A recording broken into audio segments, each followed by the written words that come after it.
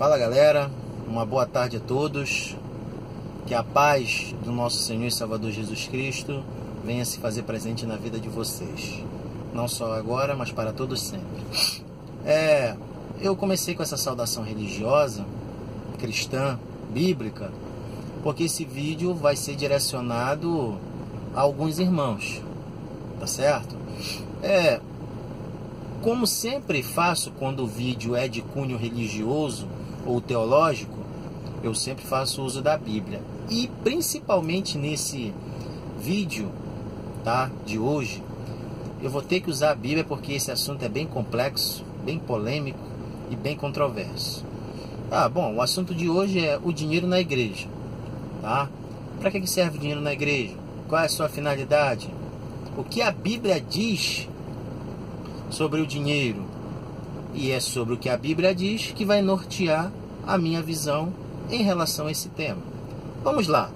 A primeira referência que nós vemos, direto ou indiretamente, e que nós pensávamos até um tempo desse, eu digo isso por mim, sobre dinheiro, é Gênesis capítulo 14, em que Abraão ali tem um encontro com Melquisedeque, né, o sacerdote do Deus Altíssimo, rei de Salém, que vem ser chamado depois rei de justiça, enfim. Essa questão etimológica, sabe? Essa questão da nomenclatura em si, buscar lá no original, enfim, eu não vou tratar. Eu vou tratar da ação e sim de Abraão. Porque muita gente diz, olha, Abraão deu dízimo, tá vendo? É antes da lei mosaica o dízimo. Pois bem, mas temos que considerar algumas coisinhas aí. Se Abraão deu o mesmo dízimo, quem foi que instituiu ele a dar dízimo? Quem foi que mandou ele a dar dízimo? Foi Deus? Mas aonde? No capítulo 12 ou no capítulo 13?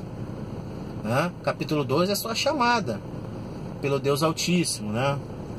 Pelo Elohim, que depois vai se chamar o Yahvé, né? Ali já em Êxodo, enfim. Por Deus, vamos colocar assim. Foi Deus que instituiu o dízimo ali para Abraão dar, né? Ordenou para Abraão dar o dízimo a Melquisedeque? Não. Ele fez por livre e espontânea vontade. E se ele fez isso, isso aí pode significar, não estou dizendo que pode significar que o dízimo era uma prática pagã, né? Por quê? Porque Abraão era pagão. Pode ser? Pode ser, também pode não ser. Mas onde o dízimo foi instituído mesmo de vez, foi na lei mosaica.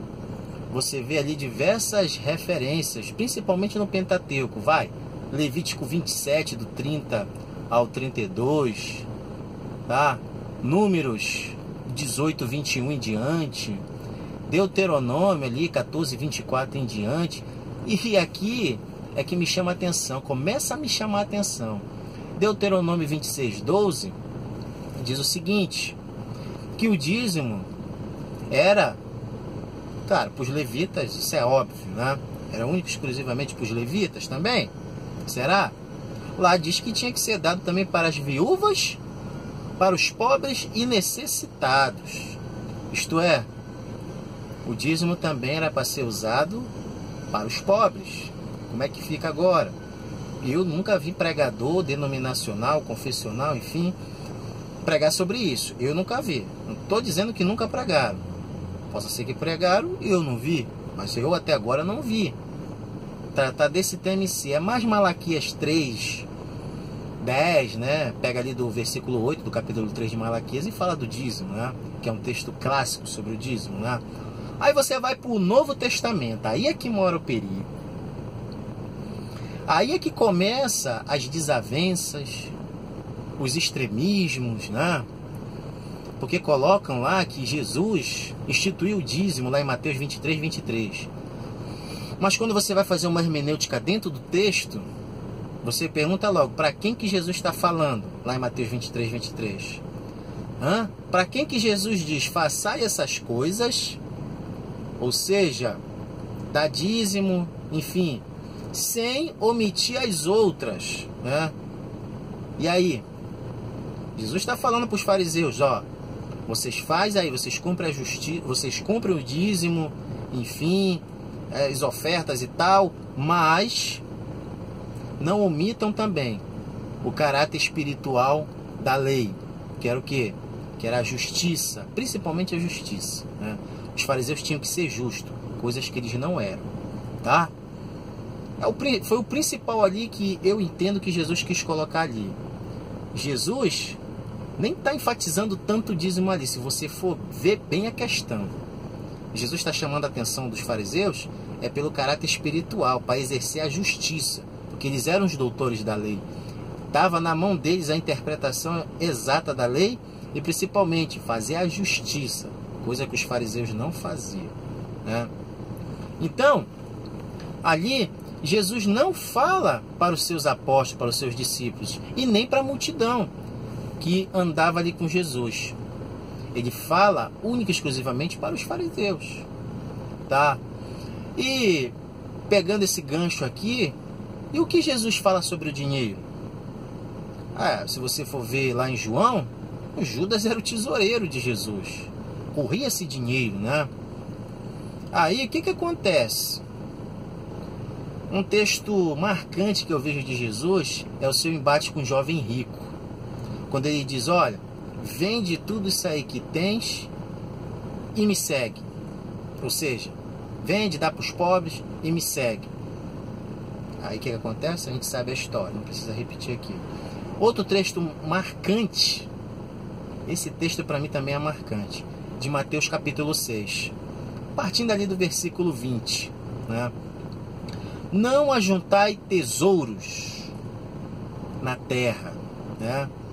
Onde a traça corrói, onde o ladrão rouba, enfim, aí vai. Lá em Mateus capítulo 6. É um texto para mim marcante de Jesus falando acerca do dinheiro. Peraí. Ele manda o jovem rico vender as suas propriedades, vender tudo que tem. Diz para não ajuntar tesouro na terra. Diz também lá, depois que o jovem rico vai embora, aí já falando com os seus discípulos, que é mais fácil um camelo passar na ponta lá da agulha, né? E do que um rico entrar no reino dos céus. Então Jesus é contra a riqueza? Negativo. O apóstolo Paulo vai sintetizar bem essa questão lá em 1 Timóteo 6, quando ele diz: o amor ao dinheiro é a raiz de todos os males, né? Quando Jesus vai falar, né, lá no Evangelho de Mateus, se não me falha a memória, você não pode servir a dois senhores, né? Ou é a Deus ou é a mamão, né? Que alguns ali botam também como se fosse dinheiro, ou a Deus ou ao dinheiro. O que Jesus está tentando sintetizar é o seguinte: que você pode sim ter dinheiro, você pode ser rico, você só não pode se prender, você só não pode amar o dinheiro acima das outras coisas, né? Acima de Deus. Qual é o principal mandamento? Amar a Deus acima de todas as coisas e ao teu próximo como a ti mesmo, né? O seu dinheiro é para servir aos seus e ao seu próximo, ou seja, a sua família e a seu próximo. Não que você deve amar aquele dinheiro que você tem, seus bens acima de tudo. É isso que Jesus está querendo dizer. Porque então, Jesus faz acepção de pessoas. Jesus só vai querer os pobres então? E os ricos também não são seres humanos? Os ricos também não têm uma alma? Enfim. Mas, pois bem, voltando lá à questão do dízimo, tá? Deixando bem claro que Jesus não foi contra ricos. Jesus não faz acepção de pessoa de forma alguma, tá ok? Jesus, assim como o apóstolo Paulo, condena o amor ao dinheiro. Aí você vê, Jesus morre, ressuscita e começa a igreja de Cristo. Jesus deixa a sua igreja, seus líderes, o apóstolo Pedro na liderança, depois levanta o apóstolo Paulo. Aí é que está a questão. Lá em Atos capítulo 2, do versículo 40 em diante, vamos botar assim, e Atos capítulo 4, a partir do versículo 32, aí nós vemos um texto diferente, que eu também não vejo pregarem muito nas igrejas. O texto é semelhante, né? Pode colocar até que é sinópticos, é bem parecido, que fala como a igreja primitiva, a igreja cristã, tratava o dinheiro.